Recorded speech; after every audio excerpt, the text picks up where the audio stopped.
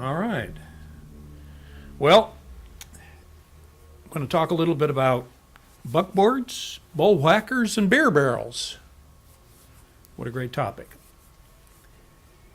My fourth great grandfather has been the focus of my genealogical research. Family legend has him fighting in the Black Hawk War in 1832. However, although he did enlist, he did not fight in any battles that I found. No family legend or lore has him owning a stagecoach inn, but I found that he did. And so for this presentation, I want to take you through some of the things that I found, some of the things about roads, some of the things about inns and ordinaries, and then just whatever you might do for fun if you get thirsty on your trip. And so I want to set a little context for this because we have to have some place to put our inn. And usually that's alongside a road. And this particular road that we'll talk a little bit about is the Cumberland Road. When our ancestors came over, they really had several things that I wanted to kind of bring up here, but they certainly had a taste for small government. And they also had a taste for travel, which is one of the reasons why they came in the first place. And then they also had a taste for spirits. County government is a government that is local. It's very close. It's very intimate, if you will. It's small. It doesn't have cover a lot of area. It covers the area that the people live in, and they don't really want something like a federal government or a big government back somewhere watching over them. And so here in the county government was small enough that it dealt with the local problems, particularly, in this case, roads. And this quote by Thomas Jefferson shows that to us, that the roads are under the government of the county courts. They order new roads to be opened whenever they think them necessary. And it's, if you go to road orders and road court order books, this particular one that I have here, which you can't really read, is from Goochland in the 1740s. And the very interesting thing about this is if you look at it, you'll have lists of men with certain characteristics. And I want to just read part of this list. David Lewis, George Taylor, and William Hargis. And there's about 8 or 9 other names, including on this list David Lewis Jr. And these men are granted leave to clear a road from the Secretary's Ford to the DS Tree. So they have a specific place that they are responsible to open up this road. And so the characteristic that we have of these white men, in that is they are white, and they live along this route. Probably most of them own land. And so with that information, we can go back into the 1740s, for example, and we can find our fan club. We'll find the people who are around our ancestor because they all live on this road. This particular picture is a picture of the tavern, which is not far from the DS Tree, and that was in that previous court order. And the road that we're talking about is the 3-notched road, and that's how you found it. You found it by looking for the 3 notches on the tree. And so there you go. But you would also, if you went as far as into the laws of Pennsylvania, this is a little bit later in time, there's actually 2 entries that I kind of wanted to call your attention to. You can't really read them very well here, but on page 265 it says, a road through the land of John Kelker in Swatters Township in Dauphin County has been vacated. And so here's a situation where a road used to exist, no longer does. And it's done at the county level in the county courts. And then there's another one here on page 277, Reuben Haynes of Philadelphia, John Adams of Berks County, and there's a whole list of folks, and they are now commissioners for a section of road that runs between Northumberland and Youngstown. So these are great resources that you can use to find your ancestors in that time frame. Now, there's a particular situation here where this is actually from a book. It's from traveling through America, the American colonies in 1680 to 1783, and what this particular section is the Moravians. The Moravians moved from Philadelphia to North Carolina, and they moved to an area that's very close to where my ancestors lived, and about the same time. And so I was very fascinated by this. And what they say here is they're giving diary entries. They're showing us diary entries of their travels. And in this particular one, October 12, 1753, we rose at after 4, and after morning prayers we had breakfast, and at 5 we set out. In the evening we made our first camp, and at midnight a drunken Irishman came and laid himself by our fire but didn't disturb us. I found that very interesting. I'm not sure that I'm Irish, but certainly that probably wasn't my ancestor. But they never told us what happened to the Irishman. And then on another one of their entries, half a mile from the river, and this is the Potomac River they're talking about, is a plantation. 4 miles further, a tavern. 4 miles further on, we found good water and a tavern. And for supper, we cooked chicken, which tasted very good. And this particular slide tells us a little bit about the roads that go through the counties. They're not necessarily marked very well, and so how do you find your way? Half a mile from camp, the road forked, and we took the left fork but found no water for 5 miles. We met 2 Seventh-day Adventists who had been to Carolina and were returning to Pennsylvania, and they gave us information about where we should go. And so this particular route would have been the route, very possibly the route, that my family also traveled when they moved from Virginia down to North Carolina about the same time, 1760, 1770 time frame. Now we're going to skip ahead about 50 years, and suddenly we have expanded the country. The government has made the Louisiana Purchase, 521 million acres of land, and it's a huge addition to the country. And in this situation, what do you have? You have all of this land, but you really don't have very many inhabitants. And so how do you get around in this land? Well, people live on the rivers. And that's why particularly as we're coming along in time, we didn't have that many roads. The counties took care of the roads, and the roads were local. People lived on the rivers, and so you have 15,000 miles of navigable waters if you include the Ohio, the Missouri, and the Mississippi. So that's a lot of miles of water and a lot of miles of roadway, if you will, for people in boats. And if you didn't live on a river, what if you lived on a lake? 2,000 miles of navigable waters in the Great Lakes system. That's a lot of water and a lot of miles. It works good as long as you live alongside the river, but when you start moving away from the river, that's when you need your transportation systems, and you need to do something other than what we have with our small government and county level. And so we have people who are interested in travel, and we have people who are interested in spirits. A taste of spirits, that came over with our ancestors, and I was fascinated because the Pennsylvania Charter in 1634, 1635 time frame, there was only 8 articles in that charter, and one of those articles was who could own a tavern. And that just amazes me when you think about that. 8 articles of incorporation, 8 articles as the Constitution, if you will, of the Pennsylvania Commonwealth, and one of those articles is who can own a tavern. Just a quick summary about taverns, kind of east and west. If you think about in the east, we're talking about really on the coast. We're talking about in Philadelphia and Boston and those kinds of taverns. And typically those taverns didn't do overnight stays.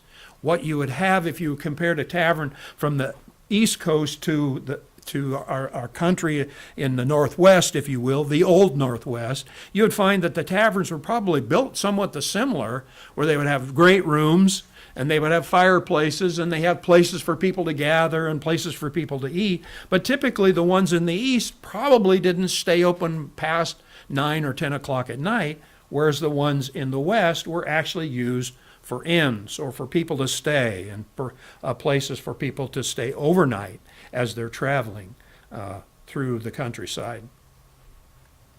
This particular thing, 24 May 1750, this is the old style. And when we talk about old style, what are we talking about? We're talking about time frame. We're talking about the change from one calendar to another. And so in this particular case, this is the old calendar in 1750, and it's a particular petition of John Brockman, and he's being allowed to keep an ordinary, which is another name for tavern, at his house for the space of a whole year, giving security, whereupon he and John Goldston, his security, entered into acknowledged the bond for keeping this said ordinary or tavern. And according to law, and it's ordered that the clerk of the court then gives these two people a license. So that's a recording from one of those old court order books. And so you have to find some of these in court order books, or maybe even in the courthouse. The other place that I found information about this, manuscript collections. And so it was in the Abraham Lincoln Presidential Library in Springfield, Illinois, and I came across this particular manuscript collection, which had some manuscripts, handwritten documents dealing with this particular situation, where this person is opening an ordinary.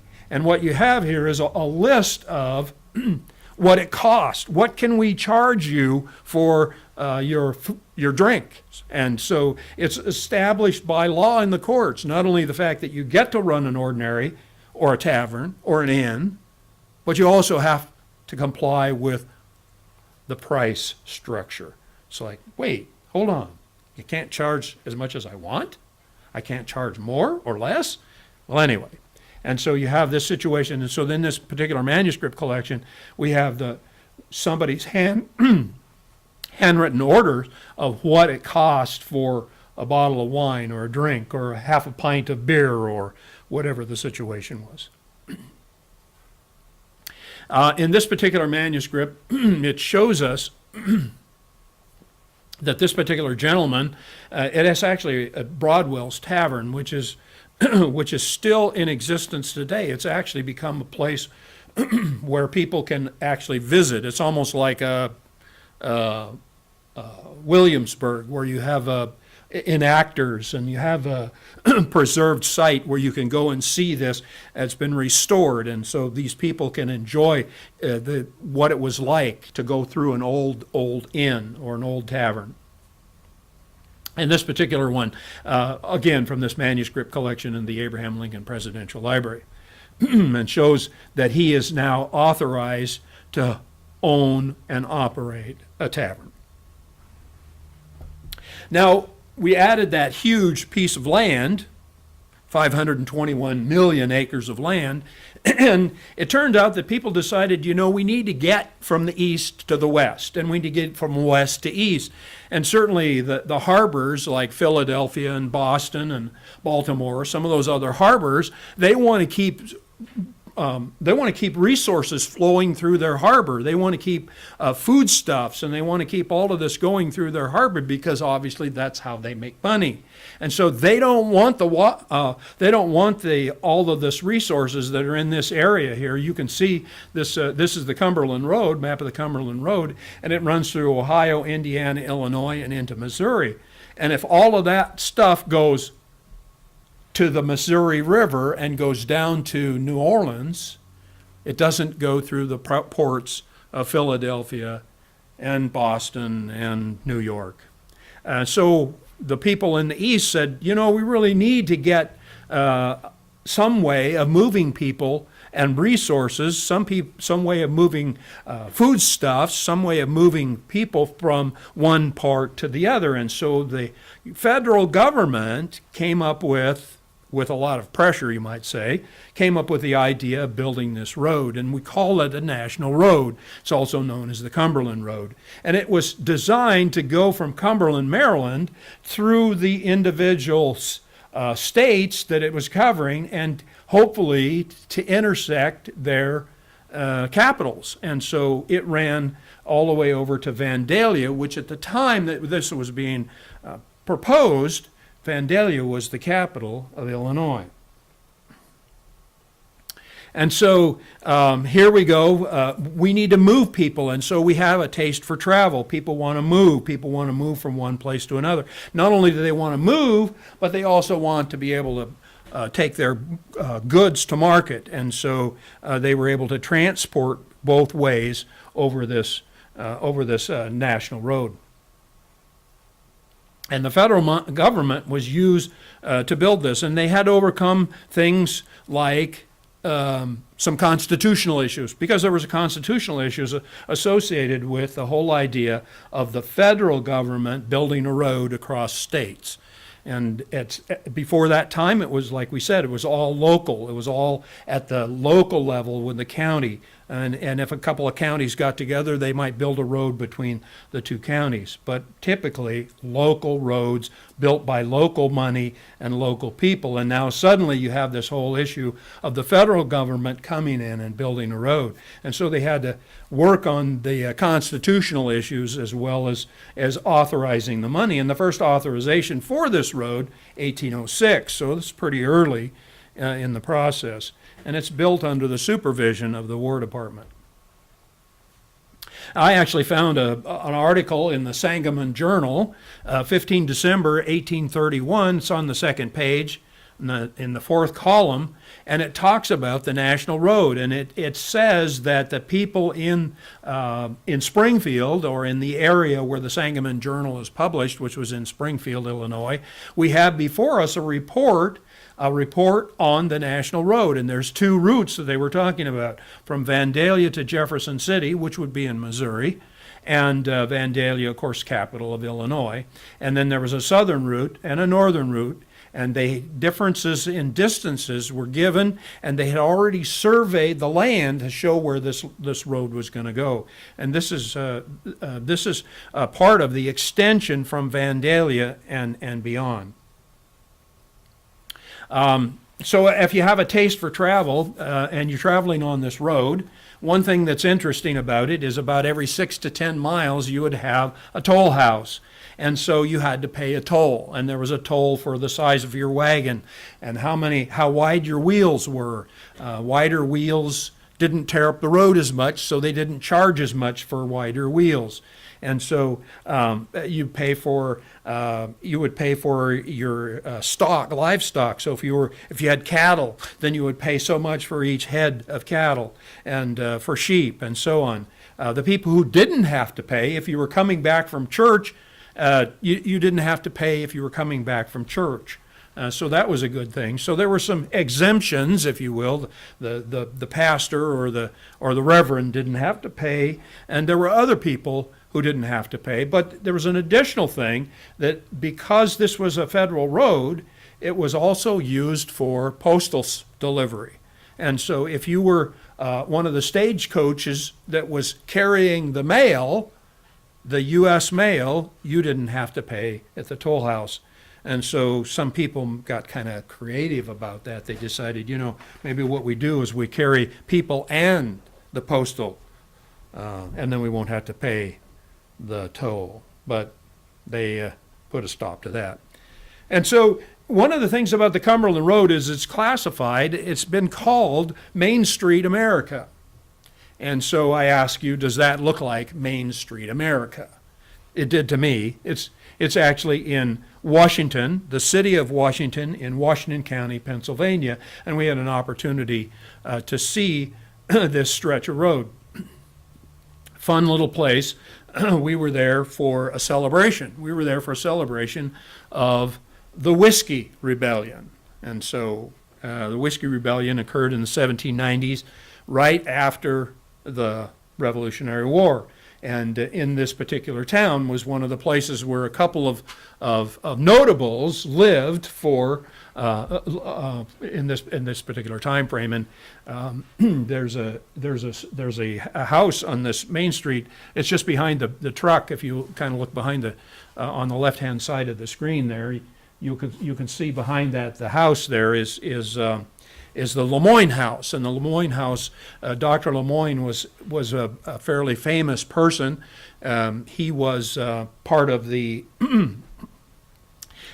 Underground Railroad, and also he was an innovator. And one of the things that was interesting about him is he's the first person to realize that what you did with people who were dead affected your water source. And so if you buried your people in the wrong place, your water source would become contaminated. And so he came up with the idea of cremation. Not that he came up with the idea of it, but he's the first one in the area, and first one probably in the U.S. who developed what you might call a crematorium. And so he disposed of the bodies in a more sanitary fashion. And so US 40 is part of the old road, part of the Cumberland Road or part of the National Road, and that runs right through the city of Washington and Washington County. And in its peak, this is a fascinating thing, in its peak, 200,000 persons per year traveled over this road. And that's a lot of folks. I think probably the Lemoyne House being right next door to the Cumberland Road is probably, when we talked to one of the historians there, he said, well, probably, if you were right alongside the road, you probably got a lot of dust. Because the road wasn't paved, it wasn't done with asphalt like we think of roads today. It was done with gravel, and so a constant roar and a constant movement of people right outside your front door, especially in a place like that, you probably got a lot of dust. And so the Knights of the Rain and Whip was an organization. They were people who were part of the stagecoach operators. And as stagecoach operators, they went, in fact, sometimes they actually saw in their travels, they might meet coming the other way as much as 100 coaches or wagons or people every day. And in some cases, they would travel like 20 hours. They wouldn't even sleep. They would just go and go and go. And so they would meet all these people, and sometimes as many as 100 wagons in a trip through on this particular route. Well, I want to call your attention to this piece of it. This is a piece of the National Road, and I mentioned the article that was in the Sangamon Journal. If you notice, the area that I have circled is in Illinois, and it runs from Vandalia up to Springfield, which eventually became the capital of Illinois. But I'm interested in this area, this particular area, because this is the area where my fourth great-grandfather resided. He was actually a little southeast of Springfield in Morgan County in a place called Waverly. And I was in the state historical library. I was in the state historical library. Why is that not coming out right? The state historical library, the library of the state. Anyway, and they had this map. And this was fascinating to me, because always when you look at the edge of a map, people put notations on the edge of a map, and oftentimes it'll be written in that it's the next community. So if you look at a map and you look at the road and it says the next town might be Chicago, and it says Chicago 20 miles away, and it shows right off the map that it goes to Chicago, and you're thinking, well, that's cool. In this particular case, my folks are down here in the lower right-hand part of this map, close to the county line, and I've put a circle there, which is the area. They were right in that area, a little bit west of this circle. But the thing that I wanted to focus on here is this particular map. Somebody actually wrote in that this is the road to Vandalia. And that's significant to me because my ancestor, I believe, had this inn, and it was on this road that ran from the county or from the state capital to Jacksonville, which is the dark area you see in the center of kind of to the upper left center of this map. Jacksonville was an important part of this area. It's a growing town. It's a town that's growing hugely at this time. In 1830 is the area I'm talking about, and I actually have a letter that came from the Shane manuscript, which is, I believe, part of or kind of absolved into the Draper manuscripts. And then this particular Shane manuscript, this person wrote a letter to his friend in Paris, and he said, you know, this place is growing faster than Paris. And you're going, oh, wait a minute. That's not Paris, France. That's Paris, Kentucky. He was writing to his friend in Paris, Kentucky. And the place, Jacksonville, was growing. They had quite a number of buildings that they were putting up that summer in 1832 when he wrote this letter, and it was just a booming place. And my ancestor had property on this road, the road that ran from Vandalia to Waverly and from Waverly to Jacksonville. And I have that in a deed this is actually a deed of heirship. This is actually a deed of land that's being passed in a situation where these are the heirs, and the heirs are passing this on, the heirs of my fourth great-grandfather, Achilles Dethridge, and they're all listed here, and they're passing this on to one of the heirs, and it says in this that there is frontage on the Waverly-Jackson wagon road, Waverly-Jacksonville wagon road. And so you can't have an inn on a road if you don't have frontage. And so here he is with frontage in this particular case. And so they're passing this on to one of the heirs. The other heirs are agreeing to this transfer of title. And so here he is. And so let's just, for the sake of argument, I don't really know this is the case, but we have some, we were able to take some pictures. We when we visited in Waverly, and they are just right outside of Waverly. And so, not that. That's not what I want. Let's do this. There we go. Let's just, for the sake of argument, say that this is the Jacksonville-Waverly wagon road. And we're going up the Jacksonville-Waverly wagon road, and as we're going up that road, we suddenly come to this amazing structure. Now, this picture was taken around 2000, just before they tore it down. It's no longer exists. They have indeed torn it down, but the style of this is characteristic of other taverns in the time frame. What you see if you see this area on the to the right or to the left here, it looks like there used to be a part of the building and it's been removed. And I suspect that's probably some of the kitchen or some of those other kinds of places. And so this particular facility is built. This is the inn, and it's like, whoa, this is really cool. And if you go inside, before they tore it down, you could go into the upstairs, and the upstairs is where the people would have dances and where they might sleep and so on. And I have a diary of a lady who was traveling in 1832, and she says they stopped at Apollonia, which is the place where this is. It's no longer exists as Apollonia in Illinois, and she said they stopped at the inn in Apollonia, and one of the proprietors got out their violin and played for the customers. And I don't know that she was really happy with the character of the playing, but it was really fun to have that information from this diary. Well, so here's this place, and there are still some things that I have to do to prove to myself, and maybe one of the things I tried to do here within the last couple of years is I actually visited the county courthouse, and I was trying to find out if if my ancestor actually had a license to operate this inn.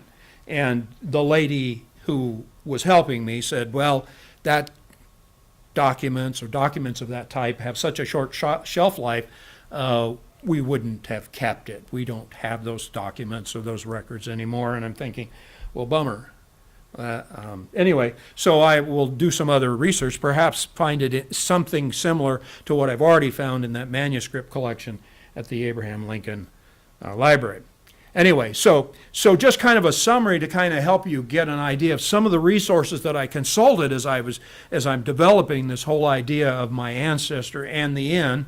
I looked at published materials, so books, magazines, newspapers. These are all published materials, and these are published materials that have information about the stagecoach inns. They have information about the King's Best Highway, for example.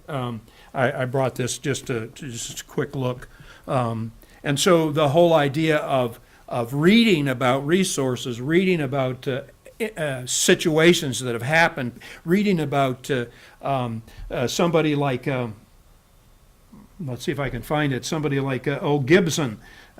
Gibbons came into the to the store. He comes into the tavern with the idea that he's going to buy some rum, and he brings in a bottle, and this bottle has a certain size to it, but it's one of those that has the bottom pushed up.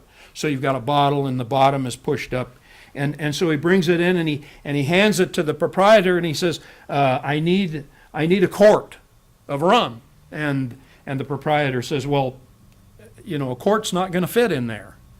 And he said, well, I got a deal for you. It says, if it fits, I don't pay anything. If it doesn't fit, then I pay for it. And so the proprietor fills up the bottle, and there's still some of the quart left. And so Gibbons takes it. He puts the cork in it, and he turns it upside down, and he says, fill the rest of her up. And so he filled it up and had plenty of room for the quart. So Gibbons walked out with his free rum, and the proprietor was a little confounded. But so you find these things in some of these, some of these amazing stories are in some of these books. One of the books that we have is a book of roads that are in the old Midwest, the old Northwest, if you will. And so you can travel around even today, and you can see some of these, even as we did earlier when we went to the city of Washington in Washington County, and we actually went to the Lemoyne House, which is right alongside the Cumberland Road, or the National Road, if you want to call it that. Either of those titles will work. So published materials, books, magazines, newspapers. The Sangamon Journal is one that I use. Research reports. Interestingly enough, I was talking about the Broadwell Tavern. It's a place that you can go. In that particular facility,